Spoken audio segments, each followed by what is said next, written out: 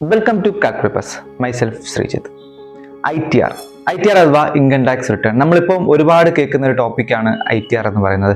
എന്താണ് ITR, ആരാണ് ITR file ചെയ്യേണ്ടത്, എന്തിനാണ് ഫയൽ ചെയ്യേണ്ടത്, എപ്പോഴാണ് ഫയൽ ചെയ്യേണ്ടത്, ഇങ്ങനെ പലർക്കും ഇതിനെക്കുറിച്ച് അധികം ഡീറ്റെയിൽസ് അറിയില്ലായിരിക്കും. അപ്പോൾ നമുക്ക് ഈ ഒരു വീഡിയോയിൽ ഇതിനെക്കുറിച്ച് ഡീറ്റെയിൽ ആയിട്ടൊന്ന് മനസ്സിലാക്കാം. എന്താണ് ITR അഥവാ ഇൻകം ടാക്സ് റിട്ടേൺ?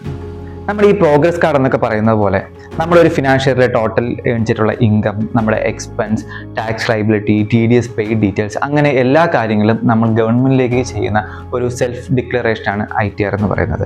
എപ്പോഴാണ് ITR ഫയൽ ചെയ്യേണ്ടത്? നമ്മുടെ ഒരു ഫിനാൻഷ്യലിലെ ഇൻകം ഓൾഡ് റെജീമ ആണെങ്കിൽ 2.5 lakh അല്ലെങ്കിൽ ന്യൂ റെജീമ ആണെങ്കിൽ 3 lakh ക്രോസ് ചെയ്യുമ്പോൾ നമ്മൾ ITR ഫയൽ ചെയ്ത് തുടങ്ങണം.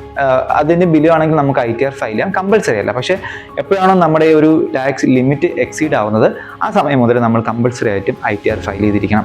ഫിനാൻഷ്യൽ എന്ന് പറയുമ്പോൾ നിങ്ങൾക്ക് എല്ലാവർക്കും അറിയാമായിരിക്കും, 1st April to 31st March. നമ്മളിപ്പോൾ ഫയൽ ചെയ്യുന്നത് 24-25 ഫിനാൻഷ്യൽ ആണ്. അപ്പോൾ 1st April 2024 മുതൽ 31st March 2025 വരെ നമ്മൾ ഏൺ ചെയ്ത ടോട്ടൽ ഇൻകം, നമ്മുടെ എക്സ്പെൻസ് എന്തൊക്കെയാണ്, നമ്മൾ ടാക്സ് അടച്ചിട്ടുണ്ടെങ്കിൽ TDSO അഡ്വാൻസ് ടാക്സോ അടച്ചിട്ടുണ്ടെങ്കിൽ അതിൻ്റെ ഡീറ്റെയിൽസ്, നമ്മുടെ എന്തെങ്കിലും റീഫണ്ട് കിട്ടാനുണ്ടെങ്കിൽ അതിൻ്റെ ഡീറ്റെയിൽസ് ഒക്കെ നമ്മൾ സബ്മിറ്റ് ചെയ്യുന്ന ആ ഒരു പ്രോസസ്സിനെയാണ് നമ്മൾ ഇൻകം ടാക്സ് റിട്ടേൺ എന്ന് ഫയൽ ചെയ്യുന്നത്. ITR ഫോംസ് കോമൺലി യൂസ് ചെയ്യുന്ന 4 ഫോമാണ് ITR 1, 2, 3 and 4. 1 എന്ന് പറയുന്നത് നമ്മളിപ്പോൾ സാലറി ഇൻകം ആണ് നമുക്ക് റിസീവ് ചെയ്യണമെന്നുണ്ടെങ്കിൽ നമുക്ക് ITR 1 ഫയൽ ചെയ്യാം. നമുക്ക് ക്യാപിറ്റൽ ഗെയിൻ, ഫോറിൻ ഇൻവെസ്റ്റ്മെൻറ്റ് അതൊക്കെ ഉണ്ടെന്നുണ്ടെങ്കിൽ ITR 2 ആണ് ഫയൽ ചെയ്യേണ്ടത്. ഇപ്പോൾ പ്രൊഫഷണൽ ഇൻകം, ബിസിനസ് ഇൻകം, അതിൻ്റെ കൂടെ സാലറി ഇൻകം ഒക്കെ ഉണ്ടെങ്കിൽ നമുക്ക് ITR 3 ഫയൽ ചെയ്യാം. പ്രിസംപ്റ്റീവ് ടാക്സേഷൻ സ്കീം ആണെന്നുണ്ടെങ്കിൽ നമുക്ക് ITR 4 ഫയൽ ചെയ്യാം.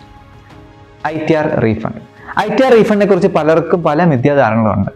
ഇപ്പോൾ മറ്റുള്ളവർക്ക് ഫയൽ ചെയ്ത റീഫണ്ട് കിട്ടി, നമുക്ക് റീഫണ്ട് കിട്ടുന്നില്ല, എന്തുകൊണ്ടാണ് റീഫണ്ട് കിട്ടാത്തത്, അങ്ങനെ പലർക്കും ഇതിനെക്കുറിച്ച് അറിയില്ല. അപ്പോൾ ITR റീഫണ്ട് എന്ന് പറയുന്നത് നമ്മൾ ഒരു എക്സസ് ടാക്സ് അടയ്ക്കുകയാണെങ്കിൽ അതിനെ നമുക്ക് തിരിച്ച് കിട്ടുന്നതിനാണ് നമുക്ക് ITR റീഫണ്ട് എന്ന് പറയുന്നത്. ഇപ്പോൾ TDSO അഡ്വാൻസ് ടാക്സ് നമ്മൾ അടച്ചിട്ടുണ്ടെങ്കിൽ മാത്രമായിരിക്കും നമുക്ക് ITR റീഫണ്ട് ആയി കിട്ടുന്നത്. ഫോർ ഒരു എക്സാമ്പിൾ പറയുകയാണെങ്കിൽ, ഞാനിപ്പോൾ ഒരു സാലറീഡ് പേഴ്സൺ ആണ്, എൻ്റെ ടാക്സ് ലയബിലിറ്റി 10,000 ആണ്, ഞാൻ TDS ആയിട്ട് 15,000 അടച്ചിട്ടുണ്ട്, പ്രീവിയസ് എംപ്ലോയർ ഡിഡക്ട് ചെയ്തിട്ടുണ്ട്. അപ്പോൾ ഞാൻ 5,000 എക്സ്ട്രാ ടാക്സ് അടച്ചിട്ടുണ്ട്. അപ്പോൾ ഈ ഒരു എക്സ്ട്രാ അടച്ച എമൗണ്ട് ആണ് നമുക്ക് റീഫണ്ട് കിട്ടുന്നത്. അത് നമ്മൾ ITR ഫയൽ ചെയ്തെങ്കിൽ മാത്രമായിരിക്കും നമുക്ക് കിട്ടുന്നത്. അപ്പോൾ അത് ഓർക്കുക, റീഫണ്ട് കിട്ടുന്ന എല്ലാവർക്കും സെയിം എമൗണ്ടോ അല്ലെങ്കിൽ പലർക്കും കിട്ടിയെന്ന് പറഞ്ഞാൽ നമുക്ക് കിട്ടണമെന്നില്ല. നമ്മുടെ ടാക്സ് ലയബിലിറ്റി കൂടുതലാണ്, നമ്മുടെ TDS അല്ലെങ്കിൽ ടാക്സ് കൂടുതൽ അടച്ചിട്ടുണ്ടെങ്കിൽ മാത്രം നമുക്ക് ആ ഒരു എക്സസ് അടച്ച എമൗണ്ട് നമുക്ക് റീഫണ്ട് കിട്ടും. ഇതാണ് നമ്മൾ റീഫണ്ടിൻ്റെ കൺസെപ്റ്റ് എന്ന് പറയുന്നത്. ഈ വീഡിയോ നിങ്ങൾക്ക് യൂസ്ഫുൾ ആയി എന്ന് തോന്നുവാണെങ്കിൽ ലൈക്ക് ചെയ്യുക, ഷെയർ ചെയ്യുക. നിങ്ങൾക്ക് എന്തെങ്കിലും ഡൗട്ട്സ് ഉണ്ടെങ്കിൽ കമൻറ്റ് ചെയ്യുക. അതുപോലെ തന്നെ നിങ്ങൾക്ക് ആർക്കെങ്കിലും ITR ഫയൽ ചെയ്യണമെന്നുണ്ടെങ്കിൽ ഈ കാണുന്ന വാട്സപ്പ് നമ്പറിലേക്ക് ജസ്റ്റ് ഒരു മെസ്സേജ് അയയ്ക്കുക. നമ്മുടെ ടീം നിങ്ങളെ കോൺടാക്ട് ചെയ്യുന്നതായിരിക്കും. അപ്പോൾ നമുക്ക് വീണ്ടും അടുത്ത വീഡിയോ ആയിട്ട് വീണ്ടും കാണാം. Thank you.